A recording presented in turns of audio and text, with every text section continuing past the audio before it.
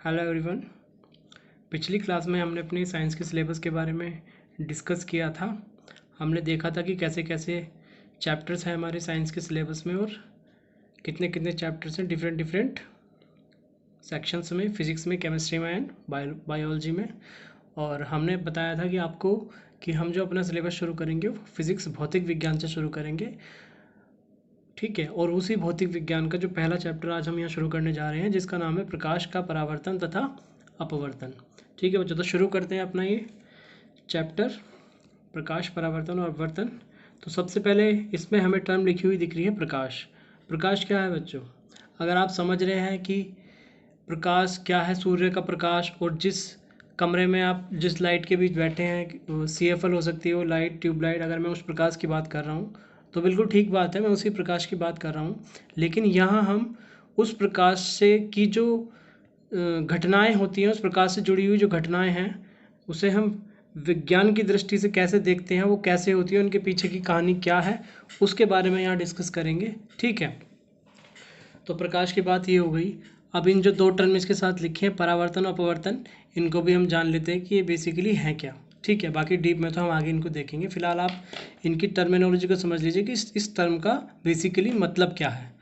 अगर हम बात करें परावर्तन की, तो परावर्तन टर्म का क्या मतलब है, इसको आप एक उदाहरण के तौर से समझ सकते हैं। मान लीजिए कि आपके हाथ में एक बॉल है, ठीक है। उस बॉल को आप दीवार में दे के मारा आपने, तो क्या होगा? वो दीवार टूट जाएगी?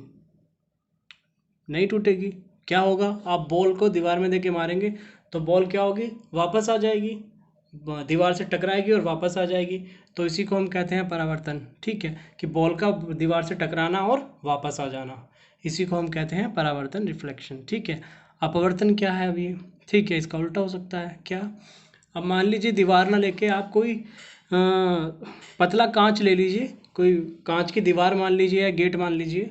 आपने अब कोई बॉल ली या ईंट ली, कुछ भी भारी चीज़ जिससे कांच टूट सके, और हमने वो लिया और बहुत तेज़ी से उस कांच की गेट पे या दीवार पे हमने फेंक के मारा, तो अब क्या होगा? वो कांच को तोड़ता हुआ बाहर निकल जाएगा, ठीक है। इसी को हम कहते हैं अपवर्तन, कि वो मतलब कांच की उस दीवार से अपवर्तित हो गया, ठीक है। मतलब उसको भेद के बाहर निकल जाना, इसी को अपवर्तन कहते हैं। और परावर्तन क्या है? उस दीवार से टकरा कर वापस आ जाना, ठीक है। तो यही है बेसिकली परावर्तन और अपवर्तन। तो इसी चीज़ के बारे में हम डिस्कस करेंगे, ठीक है। लेकिन हम यहाँ बॉल और उसके बारे में, दीवार के बारे में डिस्कस नहीं, प्रकाश का कैसे अपवर्तन और परावर्तन होता है उसके बारे में बताएंगे। लेकिन फिलहाल इन टर्मिनोलॉजी का समझना बहुत ज़रूरी था आपके लिए, ठीक है। अब हमने प्रकाश की बात करी थी, तो प्रकाश से ही हम इसको शुरू करते हैं। बेसिकली प्रकाश क्या है, कैसे कैसे होता है, इसको समझते हैं। सबसे पहले प्रकाश की एक बेसिक डेफिनेशन आपके सामने लिखी हुई है, परिभाषा आपके सामने लिखी हुई है। क्या है बच्चों? प्रकाश ऊर्जा का एक रूप है, ठीक है। प्रकाश ऊर्जा का एक रूप है जिसकी सहायता से हम संसार को देख सकते हैं। बेसिक सी बात है बच्चों, ठीक है। प्रकाश ऊर्जा का एक रूप है, इसका क्या मतलब है? प्रकाश ऊर्जा का रूप है।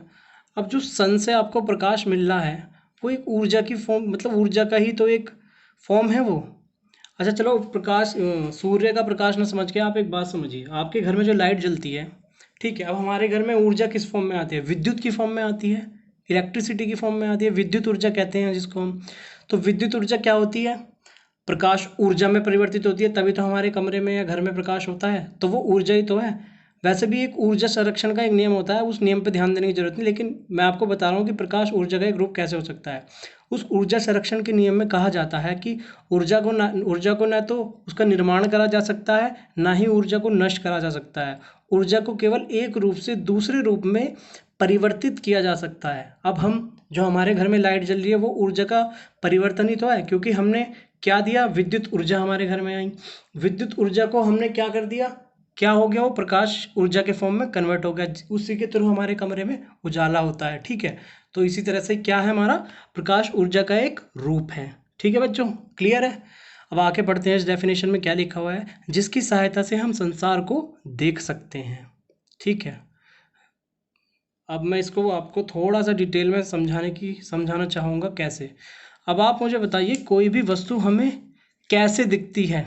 मतलब क्या कारण है कि हम किसी वस्तु को देख पाते हैं? किस चीज़ की आवश्यकता होती है हमें किसी चीज़ को देखने के लिए? आप कहेंगे आँख। भाई बेसिक सी बात है, आँख ही नहीं होगी तो देखोगे कैसे? ठीक है, तो क्या चाहिए हमें किसी वस्तु को देखने के लिए? आँख। ठीक है। अच्छा, आप मुझे एक बात बताइए, क्या केवल आँख ही चाहिए हमें किसी वस्तु को देखने के लिए? मेरे हिसाब से तो हमें प्रकाश भी चाहिए। कैसे चाहिए, इसको थोड़ा सा डिटेल में क्वेश्चन डिस्कस करते हैं। मान लीजिए ये एक कमरा है, ये भी एक कमरा है।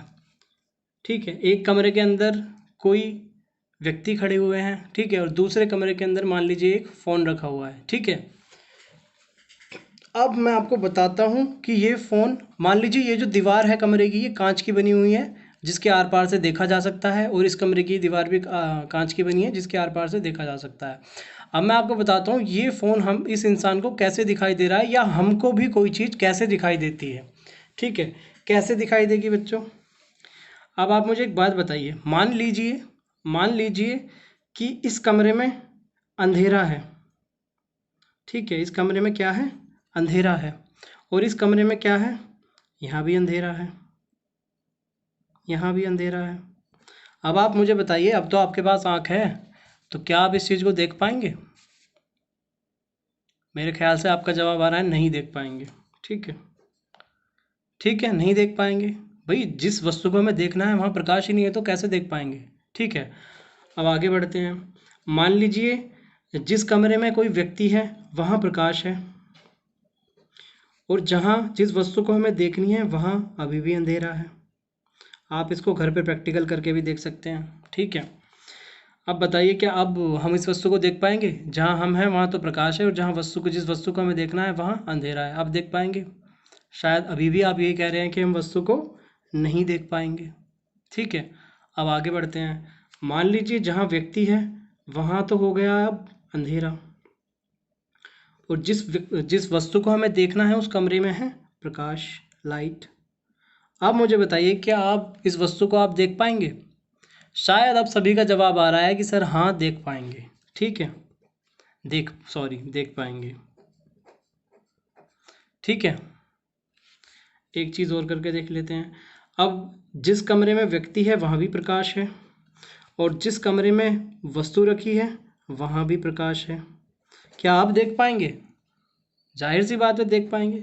तो बच्चों, इस चीज़ से हमने क्या देखा कि जिस वस्तु को हमें देखना है उस पर प्रकाश का होना बहुत ज़रूरी है। चाहे हम जहाँ हैं वहाँ प्रकाश हो या ना हो, लेकिन जिस वस्तु को हमें देखना है वहाँ प्रकाश का होना बहुत ज़रूरी है। ठीक है, अब हम देखते हैं कि इसको हम आखिर मतलब देख कैसे पा रहे हैं, क्या इसके पीछे हो रहा है कि हमें ये वस्तु दिखती है। अब आप ये देखिए बच्चों, मान लीजिए यहाँ प्रकाश है, तो प्रकाश की जो किरणें होंगी वो इस वस्तु पर पड़ेगी, इस फ़ोन के ऊपर पड़ेगी, इस तरह से कुछ। ठीक है, प्रकाश की इसके ऊपर किरणें पड़ेंगी। ठीक है, इतना क्लियर। अब ये किरणें क्या होंगी? ये किरणें क्या होंगी? इस वस्तु से परावर्तित होंगी, इस वस्तु से परावर्तित होंगी। कैसे होंगी परावर्तित? मैंने आपको बताया था, उसको वापस आकर टकरा के वापस लौट आना, इसको भी परावर्तित कहते हैं। तो जब ये परावर्तित होंगी तो ये इस व्यक्ति की आंखों पर पड़ेंगी परावर्तित किरणें, इस तरह से परावर्तित होकर इसकी आंखों पे पड़ेंगी, तो ये वस्तु को देख पाएगा। ठीक है, तो इस तरह से हमें कोई भी वस्तु हमें संसार में दिखाई देती है। तो किसी भी वस्तु को देखने के लिए क्या चीज़ की ज़रूरत होती है? आँख की और प्रकाश की। ठीक है, और कोई भी चीज़ दिखने के पीछे हमारा ये रीज़न होता है। ठीक है, आई होप पूरी इमेज आपको क्लियर हो गई होगी। ठीक है, तो क्या हमने पढ़ा था अपनी डेफिनेशन में? प्रकाश ऊर्जा का एक रूप है, ये भी मैंने आपको बता दिया कैसे है, जिसकी सहायता से हम संसार को देख सकते हैं। ये भी बता दिया हमें कोई चीज़ कैसे दिखाई देती है। आगे बढ़ते हैं प्रकाश के बारे में। प्रकाश का वेग निर्वात में 3 × 10⁸ मीटर पर सेकंड या 3 लाख किलोमीटर पर सेकंड होता है। बच्चों देख रहे हैं कितना बड़ा वेग है ये, अपने आप में कितना बड़ा, मतलब कि प्रकाश जो है 1 सेकंड में 3 लाख किलोमीटर ट्रैवल कर सकता है, 1 सेकंड में। ठीक है, आप कोई देख लो, आपके बराबर से कोई गाड़ी है, गाड़ी की स्पीड तो किलोमीटर प्रति घंटा की रफ्तार में होती है। जब वो 100-200 की रफ्तार से आपके बगल से गुजर जाती है तो कैसा आपको फील होता है? एकदम। ठीक है, लेकिन ये तो 1 सेकंड में 3 लाख किलोमीटर ट्रेवल कर सकती है। आप ये सोच लीजिए कितना तेज वेग होगा ये। ठीक है, तो प्रकाश का वेग निर्वात में कितना होता है? 3 लाख किलोमीटर पर सेकंड या 3 × 10⁸ मीटर पर सेकंड। बेसिकली आपको मेजर यही याद करना होता है, इसी को हमने किलोमीटर पर सेकंड में कन्वर्ट किया है। ठीक है, और ये जो वेग है प्रकाश का, ये निर्वात में और हवा में दोनों सेम ही होता है, 3 × 10⁸ मीटर पर सेकंड। ठीक है, क्लियर। आगे बढ़ते हैं। प्रकाश एक विद्युत चुंबकीय तरंग है। कैसी तरंग है? विद्युत चुंबकीय तरंग। अब ये विद्युत चुंबकीय तरंग क्या होती है, इसको भी थोड़ा सा देख लेते हैं। कहने का मतलब ये है, प्रकाश के अंदर कुछ विद्युत के क्षेत्र भी होता है और चुंबकीय क्षेत्र भी होता है। कैसे भाई? कोई तरंग क्या होती है? वेव। अब आपने समुद्र में देखा होगा लहरें, क्या लहरें कैसे आती हैं? ऐसी ही तो आती हैं लहरें, जो आती हैं इस तरह से कुछ, इसी को तो हम तरंग कहते हैं। ठीक है,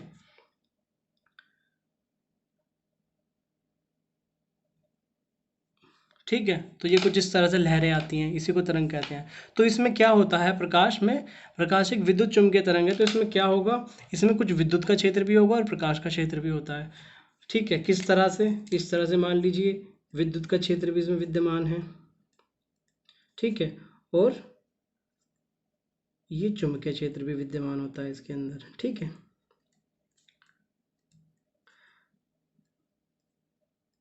इसको ज़्यादा समझने के लिए हम क्या कर सकते हैं, कुछ मैं आपको इलेक्ट्रॉनिक मतलब विद्युत चुंबकीय तरंग के कुछ एग्जाम्पल बताता हूँ जो आपने अपनी दैनिक जीवन में देखे होंगे होते हुए। आपको उनसे ज़्यादा क्लियर इस चीज़ को रिलेट कर पाएंगे, समझ पाएंगे। कैसे?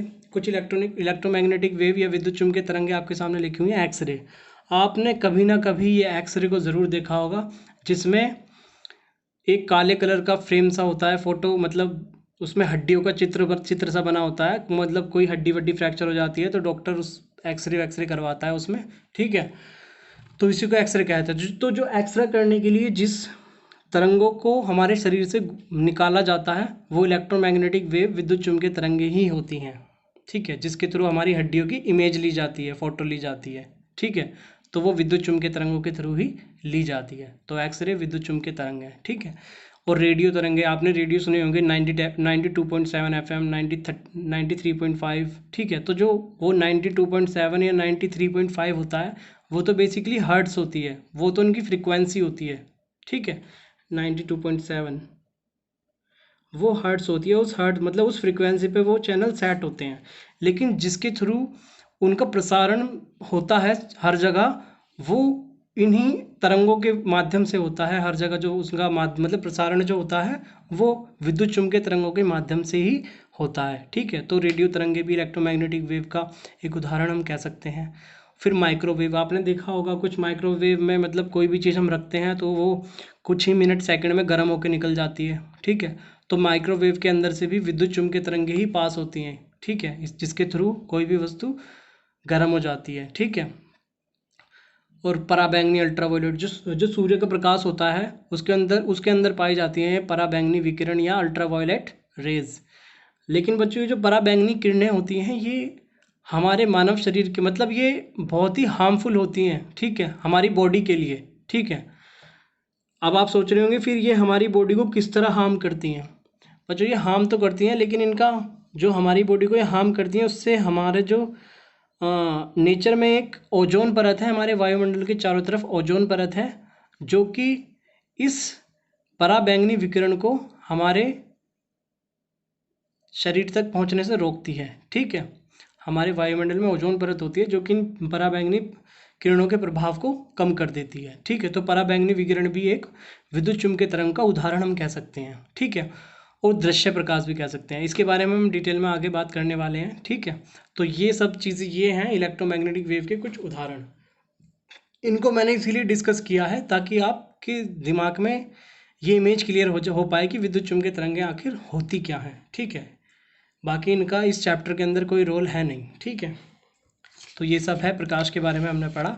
अब हम आगे बढ़ते हैं दृश्य प्रकाश पे। ठीक है, दृश्य प्रकाश क्या होता है? तो बच्चों, दृश्य प्रकाश वो प्रकाश होता है जिसको हम अपनी आंखों से देख सकते हैं। ठीक है, जिसको हम अपनी आंखों से देख सकते हैं। इसके अंदर 7 कलर होते हैं। कितने कलर होते हैं? 7 कलर होते हैं, जिनका कोड कुछ इस तरह से होता है जिसको हम कहते हैं विबग्योर। क्या कहते हैं? विबग्योर। ठीक है, वी फॉर वायलेट, आई से इंडिगो, बी से ब्लू, जी से ग्रीन, वाई से येलो, ओ से ऑरेंज, आर से रेड। ठीक है, ये बात समझ में आ गई। तो दृश्य प्रकाश में कितने कलर होते हैं? 7। ठीक है, और इन सातों के मिक्सचर को, कॉम्बिनेशन को एक नाम से जाना जाता है जिसको हम कहते हैं श्वेत प्रकाश। क्या कहते हैं? श्वेत प्रकाश। अब ये श्वेत प्रकाश क्या है? अब आप ये मान लीजिए जो सूर्य से हमारे पास जो प्रकाश आ रहा है वो ही श्वेत प्रकाश है, यानी कि उस जो श्वेत प्रकाश है उसके अंदर 7 रंग होते हैं। ठीक है, जो हमें सूर्य का जो प्रकाश मिल रहा है, जो उससे रोशनी आ रही है, उसके अंदर ही ये 7 कलर होते हैं। ठीक है, तो वहीं से इसको ठीक है, तो ये 7 कलर हैं। तो वी से वायलेट, आई से इंडिगो, बी से ब्लू, जी से ग्रीन, वाई से येलो, ओ से ऑरेंज, आर से रेड। ठीक है, ये हो गया हमारा दृश्य प्रकाश जिसको हम अपनी आंखों से देख सकते हैं। अब थोड़ा सा इनकी तरंग दैर्ध्य पे डिस्कस कर लेते हैं। तरंग दैर्ध्य आखिर क्या होती है? ये जो वायलेट कलर है इसके लिए तरंग दैर्ध्य होती है 400 नैनोमीटर और रेड कलर की तरंग दैर्ध्य होती है 700 नैनोमीटर। अब आप सोच रहे होंगे ये तरंग दैर्ध्य क्या है? तरंग दैर्ध्य बता देते हैं। अभी मैंने आपको बताया तरंग क्या होती है, कुछ इस तरह से होती है। ठीक है, यही तो तरंगें होती हैं। अब तरंग दैर्ध्य क्या होती है? ये जो आपके इनके दो ये दिख रहे हैं, ये पीक से दिख रहे हैं, इनके बीच की ही डिस्टेंस को कहते हैं तरंग दैर्ध्य। क्या कहते हैं? तरंग दैर्ध्य। ठीक है, इनके बीच के डिस्टेंस को, जिसको हम डिनोट करते हैं, प्रदर्शित करते हैं लैम्डा से। ठीक है, तो जो वॉयलेट कलर की तरंग दैर्ध्य होती है वो 400 नैनोमीटर होती है और रेड कलर की होती है 700 नैनोमीटर। बच्चों यहाँ पे एक बात को समझना बहुत ज़रूरी है। अभी हमने थोड़ी देर पहले इलेक्ट्रोमैग्नेटिक वेव, विद्युत चुम्बकीय तरंगों के बारे में डिस्कस किया था। बच्चों ऐसा है कि हर एक इलेक्ट्रोमैग्नेटिक वेव या विद्युत चुम्बकीय तरंगों को हम आंखों से नहीं देख सकते। ठीक है, हम उन्हीं तरंगों को आंखों से देख सकते हैं जिनकी जो तरंग दैर्ध्य है वो इनकी रेंज में हो, यानी इनके बीच हो, 400 नैनोमीटर से 700 नैनोमीटर के बीच हो, इन्हीं को हम देख सकते हैं। बाकी और किसी भी विद्युत चुम्बकीय तरंगों को हम अपनी आंखों से नहीं देख सकते। ठीक है, कहने का मतलब ये जो एक्सरे है, ये विद्युत चुम्बकीय तरंगे तो हैं बेसिकली, इनको हम नहीं देख सकते। या तो इनकी तरंग दैर्ध्य 400 नैनोमीटर, या तो इससे कम होगी 400 नैनोमीटर से, या फिर 700 नैनोमीटर से ज़्यादा होगी। ठीक है, यही कारण है कि विद्युत चुम्बकीय तरंगों को हम नहीं देख पाते। ठीक है, केवल हम श्वेत प्रकाश को ही देख पाते हैं, जिसको हमने दृश्य प्रकाश कहा, और जिसके अंदर ये 7 कलर विद्यमान होते हैं, निहित होते हैं, इसमें इनहेरेंट होते हैं। ठीक है, ये बात हो गई दृश्य प्रकाश की, बात कर ली हमने, इलेक्ट्रोमैग्नेटिक वेव की बात कर ली, प्रकाश के बारे में हमने आपको बता दिया, कोई वस्तु हमें कैसे दिखती है इसके बारे में हमने आपको बता दिया, प्रकाश का वेग हमने बता दिया आपको। ठीक है, 2-3 बातें और बची हैं प्रकाश के बारे में, वो भी देख लेते हैं। तो जो एक बात हमें जाननी ज़रूर चाहिए कि प्रकाश जो कैसे चलता है, प्रकाश एक सीधी रेखा में चलता है। ये हमने यहाँ देखा था ना कि प्रकाश किसी वस्तु पे कैसे पड़ता है, तो ये इसी तरह से एक सीधी रेखा में चलता है। ठीक है, प्रकाश सीधी रेखा में चलता है और प्रकाश के सरल रेखे पथ को किरण कहते हैं। अब ये सीधी रेखा में चल रहा है, तो ये जो सीधी रेखा जा रही है प्रकाश से, मान लीजिए यहाँ कोई लाइट का सोर्स होगा, बल्ब होगा, तो यहाँ से ये सीधी रेखा में चलना शुरू करेगा। तो ये जो पूरी ये जो आपको दिखाई दे रही है, इसी को हम किरण कहते हैं। वो कहते नहीं हम सुबह सुबह वो सूरज की जो किरणें निकलती हैं, तो वो इसीलिए कहते हैं क्योंकि जो प्रकाश होता है वो एक सरल रेखा में गति करता है, और उस सरल रेखा को ही हम एक किरण नाम दे देते हैं उसे। ठीक है, तो उसी को किरण कहा गया है। ठीक है, तो प्रकाश एक सीधी रेखा में गति करता है, चलता है, और प्रकाश के सरल रेखे पथ को ही हम किरण कहते हैं। अब ये जो किरणों का जो एक समूह बन जाता है, भाई अभी कोई लाइट सोर्स है, ये कोई बल्ब है, उससे एक किरण तो निकलेगी नहीं, काफ़ी सारी किरणें निकलेंगी। ठीक है, और उस किरण के समूह को ही हम क्या कहते हैं? किरण पुंज कहते हैं। क्या कहते हैं? किरण पुंज। ठीक है बच्चों, तो बेसिकली आज यही था हमारे उसमें। कल हम अपने परावर्तन की तरफ आगे बढ़ेंगे। आगे हम परावर्तन पढ़ेंगे, गोलीय दर्पण है हमारे, वो पढ़ेंगे कि उनके थ्रू परावर्तन कैसे होता है, समतल दर्पण से परावर्तन कैसे होता है, फिर अपवर्तन पे आएंगे। ठीक है, बेसिकली आपको आज ये क्लियर हो गया होगा कि हमारे जो फिजिक्स है, बेसिकली फिजिक्स को कितना हमें डीप में पढ़ने की आवश्यकता है, और इसको मतलब बेसिकली फिजिक्स को पढ़ा कैसे जाता है। ठीक है, इसीलिए मैंने इतना डीप में ये डिस्कशन रखा है। हालांकि लाइट को तो एक डेफिनेशन लिख के और इसका वेग बता के ख़त्म करा जा सकता है, ज़्यादा कोई बताने की मतलब इसको ज़्यादा कोई बताता नहीं है, इतना ज़्यादा कोई नहीं बताता इसके बारे में। लेकिन मैंने आपको इसलिए बता दिया है ताकि आप ये चीज़ समझ पाएँ कि फ़िज़िक्स को पढ़ने का एक क्या तरीका होता है और कितना हम डीप में इस विषय को समझ सकते हैं। ठीक है, आई होप आपको मज़ा आया होगा और पूरा सब कुछ आपको समझ में आ गया होगा। ठीक है, तो हमने आज क्या पढ़ा? हमने प्रकाश के बारे में जाना। प्रकाश को हमने एक ऊर्जा का रूप कहा, जिसके थ्रू हमने देखा कि कि इसको मतलब किसी वस्तु को देखने के लिए प्रकाश किस तरह से ज़रूरी है, ठीक है, आँख के साथ साथ। और प्रकाश का वेग निर्वात में और हवा में हमने देखा कितना है, 3 × 10⁸ मीटर पर सेकंड, ठीक है। फिर हमने कहा कि प्रकाश एक विद्युत चुम्बकीय तरंग है। फिर हमने कुछ इलेक्ट्रोमैग्नेटिक वेव्स के बारे में डिस्कस किया।